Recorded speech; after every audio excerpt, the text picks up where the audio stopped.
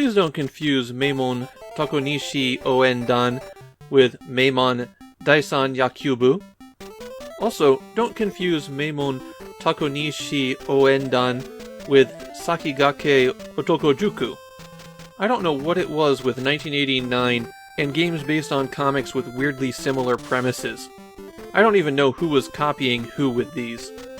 For what it's worth, Meimon Takonishi Ouendan's comic was the first of all of these, even if their game was last. The premise of the comic is that at a prestigious high school, the cheer squad is actually a tough gang of boys. Takonishi in this case is the name of their school, and the characters that make up the name don't really mean anything. The game doesn't have a plot, there's just other gangs in the city and you decide to beat them all up. The game is a very basic strategy game.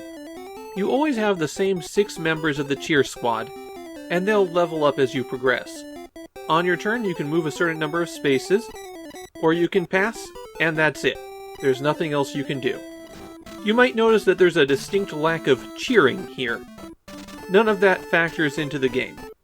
To fight the other gang members, you have to actually move on top of them. And then the combat system's a bit odd. You'll see a hand moving towards you while you're on your menu to select your action. If that reaches you, then you get hit and you didn't do anything. The actions that you can take are to punch, kick, defend against a punch, defend against a kick, defend against super moves, or run away. The number to the right on those menus is how much damage you'll do if you connect, though sometimes you'll connect and do double damage. It is possible that you can get your own super move, but it is a very rare occurrence. It came up twice for me while I was playing.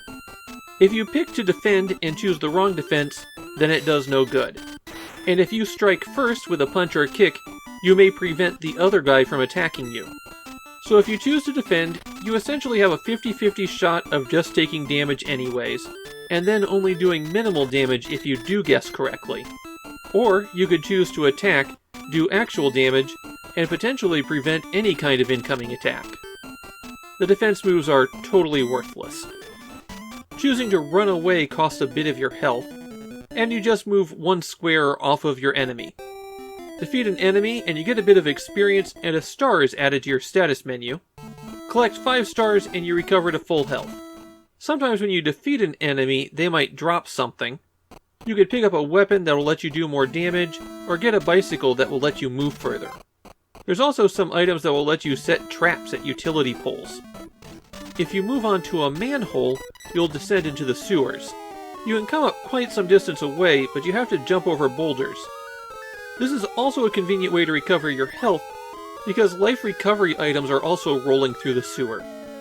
Another way you can recover health is to visit certain businesses.